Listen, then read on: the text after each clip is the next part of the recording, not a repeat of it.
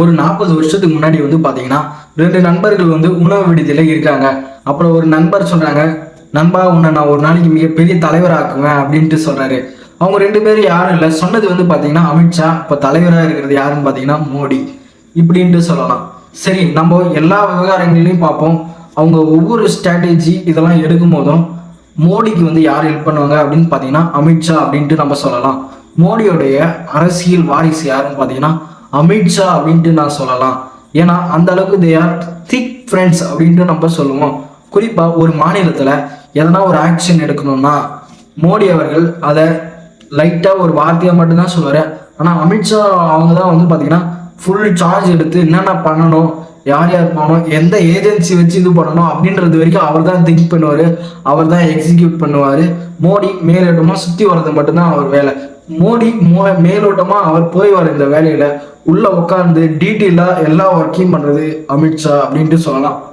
குறிப்பாக ஒரு மாநிலத்தில் எதனா பண்ணணும் அப்படின்னு சொல்லிட்டு பார்த்தீங்கன்னா இடியோ இன்கம் டேக்ஸோ இதெல்லாம் அனுப்புறது வந்து பார்த்தீங்கன்னா அதெல்லாம் இண்டிபெண்ட் பாடியாக இருந்தாலும் அவங்க கொஞ்சம் இன்ஃப்ளூயன்ஸ் பண்ணுவாங்க. அது பண்ணுறது யாருன்னு சொல்லிட்டு பார்த்தீங்கன்னா அமித்ஷா அப்படின்ட்டு நம்ம சொல்லலாம்.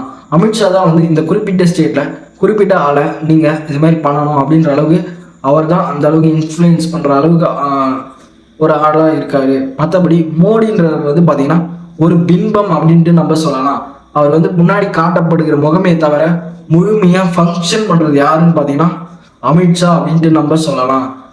ஏன்னா பொலிட்டிக்கல் ஸ்ட்ராட்டஜிலாம் வந்து பார்த்தீங்கன்னா 2014 வந்து பிரசாந்த் கிஷோர் அவர்களை வச்சு எடுத்தாலும் ஓரளவுக்கு முக்கால்வாசி இந்த பொலிட்டிக்கல் ஸ்ட்ராட்டஜி வகுக்கிறது இதெல்லாம் வந்து பார்த்தீங்கன்னா அமித்ஷா தான் கடந்த 22 வருஷமாக மோடி பண்ணிட்டு வராங்க.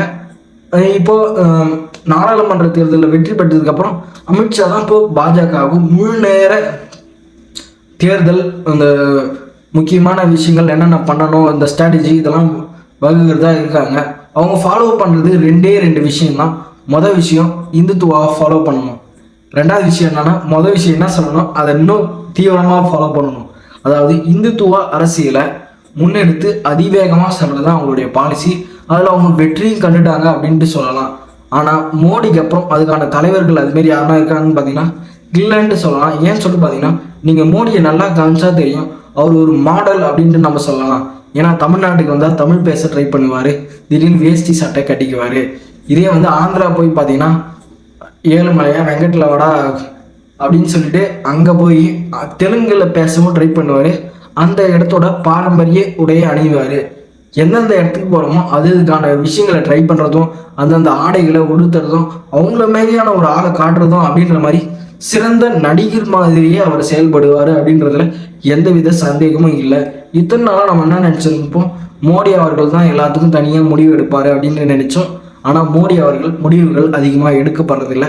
மோடியை விட அதிகமாக முடிவு எடுக்கிறது யாருன்னு பார்த்தீங்கன்னா நம்பகத்தன்மை வாய்ந்த அவருடைய நண்பர் அமித்ஷா அப்படின்ட்டு நம்ம சொல்லலாம். அது மட்டும் இல்லாமல் இதே வேற ஒரு நண்பனாக இருந்தால் அவனை நண்பனாவது ஏதாவது அப்படின்னு சொல்லி கைடி விட்டு நேராக அவருடைய இடத்த பிடிச்சிருப்பாங்க. ஆனால் அமித்ஷா வந்து பார்த்தீங்கன்னா மோடியோட திறமையும் மோடி வந்து ஒரு பொன்முட்டை, அதாவது பொன்முட்டை இடுற வாத்து அப்படின்னு புரிஞ்சுன்னு அவருடைய பின்பத்தை நல்லா உயர்த்தி அவரை மேலே எடுத்து போய் அவருடைய நிழலில் அவருடைய அதிகாரங்கள் எல்லாத்தையும் வந்து அனுபவிக்கிறாரு அப்படின்ட்டு நம்ம சொல்லலாம். இதன் காரணமாக தான் மோடி அமித்ஷா இவர்களுடைய கூட்டணி வந்து பார்த்தீங்கன்னா பிரிக்க முடியாத கூட்டணியாகவும் இவங்களுடைய கூட்டணி இன்னும் தொடர்ந்தா இன்னும் ஒரு 5 வருஷம் தொடரலாம் அப்படின்ற அளவுக்கு நாட்டுடைய கள யதார்த்த நிலவரம் அப்படி இருக்குது.